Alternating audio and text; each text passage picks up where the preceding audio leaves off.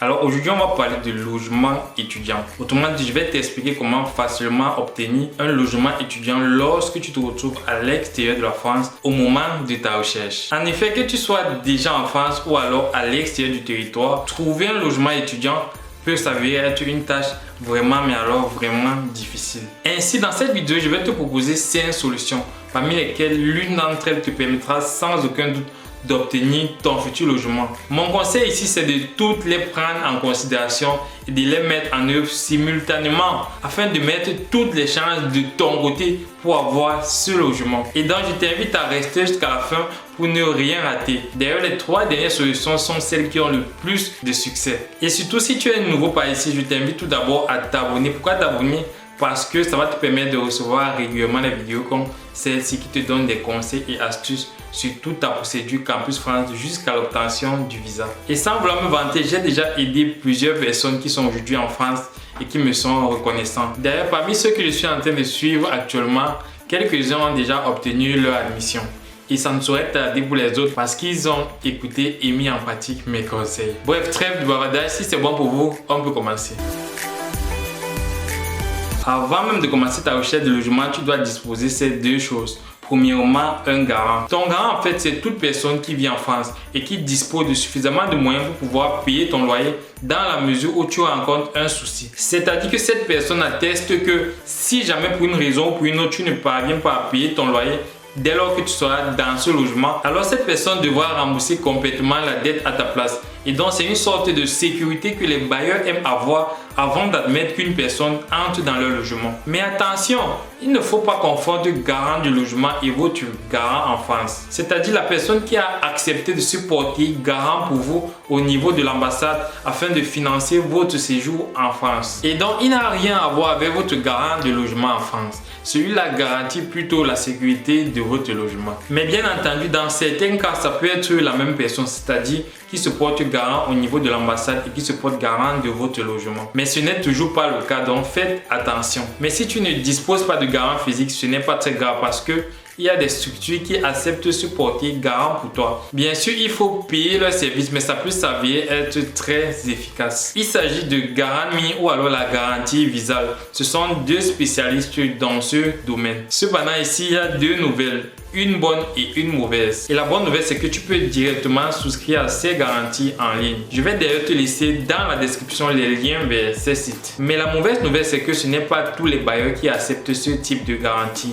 Ils préfèrent beaucoup plus les garants physiques. Pour la simple et bonne raison qu'on peut facilement les mettre la main dessus. Du coup, à défaut d'avoir ni un garant physique, ni alors garantie ou la garantie visale, tu peux directement échanger avec ton bailleur via les sites que je vais te présenter par la suite. Et tu lui expliques clairement que tu n'as pas de garant physique, mais cependant tu es capable de lui verser 2 à 3 mois de caution. Cette méthode a le mérite de marcher très souvent. Cependant, les garants demandent en plus les bulletins de paie et les relevés bancaires de vos parents. Et bien sûr, tout ceci, ce n'est que pour se rassurer que vous allez effectivement pouvoir payer votre logement dès lors que vous serez à l'intérieur. D'où la deuxième chose à avoir lorsque vous vous lancez dans les recherches de logement, c'est-à-dire disposer d'argent. Vous devez avoir suffisamment d'argent pour pouvoir gérer non seulement 1 mois de caution, mais jusqu'à 2 à 3 mois de caution. Et ça peut représenter un véritable budget, surtout lorsque les logements en question se trouvent dans les grandes villes. Donc pour résumer, avant même de chercher votre logement, vous aurez besoin d'un garant et de suffisamment d'argent pour pouvoir financer ce logement. Ok, revenons donc maintenant aux solutions que je voulais te proposer. Tout d'abord, on a les résidences étudiantes. Du coup, c'est un ensemble de logements gérés par le gouvernement français qui a pour but d'héberger les étudiants en France, même les plus démunis. Donc tu l'auras compris, les logements dans ces résidences étudiantes sont en général pas très cher. Et bien sûr, ça dépend de la ville et du coût moyen de la ville. Car on est bien d'accord qu'un logement en Île-de-France va coûter beaucoup plus cher qu'un logement par exemple quelque part à Brest. C'est la raison pour laquelle dès lors que vous faites même déjà vos choix de formation, il est impératif de prévoir cela. Et l'autre avantage avec les logements du coup, c'est que non seulement ils sont moins chers, mais en plus toutes les charges sont comprises. Qu'est-ce que j'entends par charge? Par exemple, les factures d'électricité, les factures d'eau, les factures internet, bref, tout ce qui est additionnel à votre logement. Donc tout ceci est pris en charge dans vos frais de loyer mensuels. Et au coût en général, vous avez droit à plusieurs options, c'est-à-dire vous pouvez prendre par exemple une chambre avec cuisine, avec douche, ou alors vous pouvez tout simplement prendre chambre, douche ou encore chambre, cuisine. Bref, ça dépend complètement des moyens qui sont à votre disposition et du confort que vous recherchez. Cependant, la difficulté avec ces logements, c'est au niveau de la candidature. En effet, la procédure peut être très longue et d'ailleurs se passe sur le site de messervices.etudiants.gouv. Je vais laisser ça également là et dans la description. La véritable difficulté ici, c'est que les candidats français sont prioritaires dans la liste d'attribution des logements et donc tous les autres rentrent dans la phase complémentaire. Et c'est la raison pour laquelle le début des démarches pour l'obtention des résidences au CROUS se fait pour les Français depuis le début d'année, mais pour les étudiants extra-communautaires comme par exemple les Africains et autres, ça se fait le courant du mois de juillet. Et c'est donc après avoir attribué un logement à l'ensemble des étudiants français et autres qu'on vous attribuera des logements qui sont restés. Et du coup, ça peut être compliqué parce que si pendant ce temps tu n'as pas obtenu un autre logement et qu'en juillet on te dit qu'il n'y a plus de logement disponible,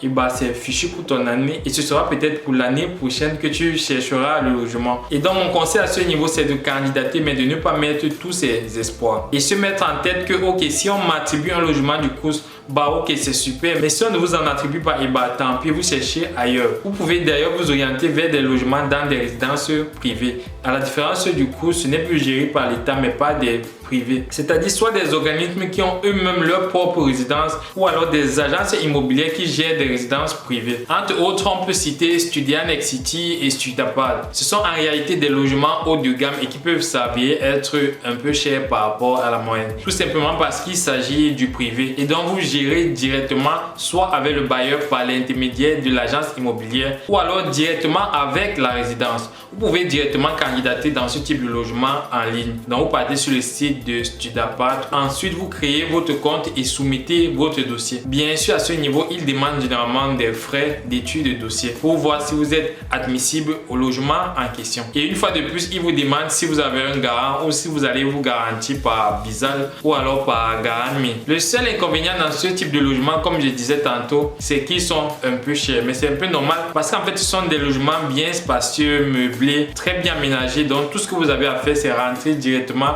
et poser vos valises. Par contre, les charges, vous les gérez vous-même, c'est-à-dire vous prenez vous-même en charge votre électricité et vous pouvez avoir éventuellement la chance d'avoir le wifi dans ce type de résidence. La troisième solution de logement que je te propose dans cette vidéo, c'est tout simplement de louer chez un particulier. En fait, à la différence des résidences privées qui sont gérées soit par des structures, soit alors par des agences immobilières, vous avez la possibilité de louer directement chez un particulier. Et donc, vous êtes directement mis en relation avec le bailleur et vous échangez directement avec celui-ci concernant les modalités du logement. Vous pourrez donc lui expliquer éventuellement si vous n'avez pas de garant, ce que vous pouvez proposer, par exemple verser une caution. Bref, ça dépend complètement de vous et le bailleur. Là, il n'y a plus d'intermédiaire. Et l'avantage lorsque vous échangez directement avec le bailleur, c'est que ça vous épargne les frais de démarchage. Du coup, avec le bailleur, vous discutez directement concernant le logement. Et lorsque vous louez directement chez un particulier, il y a deux possibilités. Soit le particulier dispose d'une maison dans laquelle il vous propose une chambre, c'est-à-dire vous êtes sous le même toit que lui mais vous avez une chambre dans son logement. Bon, ça peut être une chambre ou alors tout un studio carrément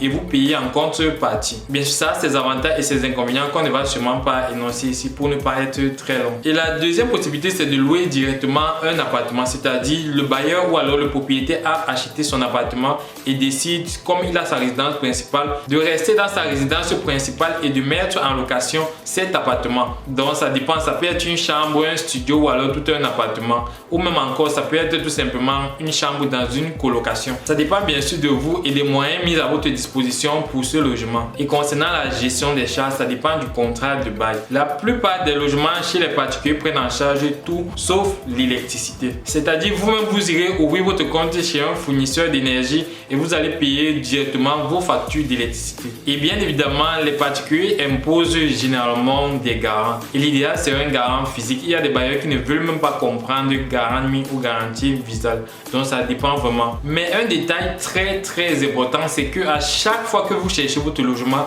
rassurez-vous que la distance entre votre logement et votre établissement n'est pas très grande, parce que ça peut être vraiment très pénible de vivre dans un logement qui se trouve à plus d'une heure de transport en commun de votre établissement. Ça crée non seulement de la paresse, mais en plus ça décourage même en fait. Et un outil très simple pour estimer les distances, c'est Google Maps. Et avant même de commencer à discuter concernant le logement, vous pouvez rentrer sur Google Maps l'adresse de votre logement et l'adresse de l'université et vous comparer dans l'itinéraire la distance entre ces deux endroits en transport en commun. Également, ça peut être une bonne chose de connaître quelqu'un qui se trouve dans la ville où vous cherchez le logement. Pourquoi? Parce que cette personne pourra se rendre disponible pour aller visiter le logement en question. Parce que non seulement il y a beaucoup d'arnaques, mais c'est beaucoup plus rassurant pour le bailleur de faire visiter l'appartement par quelqu'un que de discuter avec lui directement en ligne. Donc si vous connaissez quelqu'un, contactez-le, demandez-lui d'aller visiter pour vous. Et si vous ne connaissez personne dans la ville où vous avez obtenu une admission, alors contactez les associations.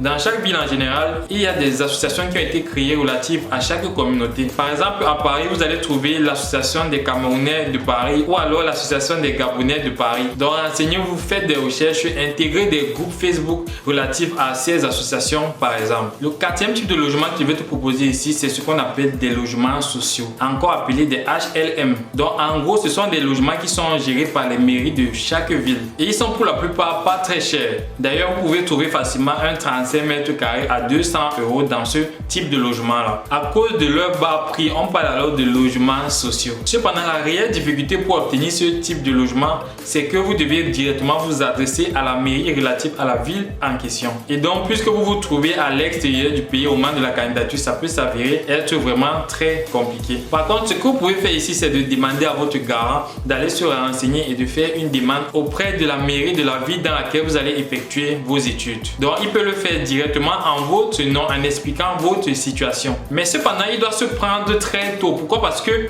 les mairies prennent en général beaucoup de temps pour pouvoir traiter les demandes parce qu'il y a énormément de personnes qui font ce type de demande. Du coup, entre le temps où votre garant en France demande le logement et le moment où on répond à cette demande, ça peut faire quelques mois. Raison pour laquelle il faut s'y prendre vraiment très tôt pour espérer obtenir ce type de logement-là. Enfin, la cinquième solution, si vous n'avez pas pu obtenir l'un des 4 logements que j'ai cité précédemment, c'est de faire une réservation d'hôtel. C'est-à-dire, vous cherchez un hôtel pas très loin de votre établissement, bien sûr, et vous demandez à réserver une chambre pour 2 à 3 mois, juste le temps que vous arrivez en France et vous trouvez un autre logement. Et bien sûr, vous allez devoir expliquer cela au niveau de l'ambassade, c'est-à-dire que vous n'avez pas directement de logement, mais vous allez arriver en France, séjourner dans cet hôtel en attendant de trouver un logement sur place. Beaucoup de personnes ont déjà eu à obtenir leur visa grâce à cette technique. Cependant, je vous conseille néanmoins de l'utiliser qu'en dernier ressort. Et au moment de confirmer votre réservation, assurez-vous que l'hôtel propose un service de remboursement partiel ou total si jamais vous n'obtenez pas le visa par cette méthode. Enfin, pour terminer, de tous les logements que je viens de citer, peu importe le logement dans lequel tu vas être accepté, sache juste que le plus important, c'est que tu obtiennes un logement. Peu importe si c'est un 9 mètres carrés par exemple pour Crous ou alors même si c'est un 25 mètres carrés dans une résidence privée. Là n'est pas le souci tant qu'on va te fournir soit une attestation d'hébergement, soit un contrat de bail qui va te permettre d'aller justifier auprès de l'ambassade que tu possèdes un logement en France. C'est ce qui compte le plus pour l'obtention de ton visa. Et dis-toi que dès lors que tu seras en France, tu auras la possibilité de changer ce logement pour aller intégrer un logement soit plus grand ou alors un peu moins cher par rapport à celui que tu vas payer pour un début. Donc c'est le mindset que je veux que tu aies à ce niveau. Candidat dans tous les logements que tu verras et essaie d'obtenir une ou plusieurs acceptations. Valide l'une d'entre elles et obtiens ton contrat de bail ou alors ton attestation d'hébergement. Puis joins à ton dossier et obtiens ton visa. D'ailleurs, c'est ce que je te souhaite vivement. C'est ce qui complète cette vidéo. J'espère qu'elle t'a plu. N'hésite pas de me laisser un commentaire et je vais personnellement répondre. N'oublie pas également de t'abonner et à très bientôt pour un prochain épisode.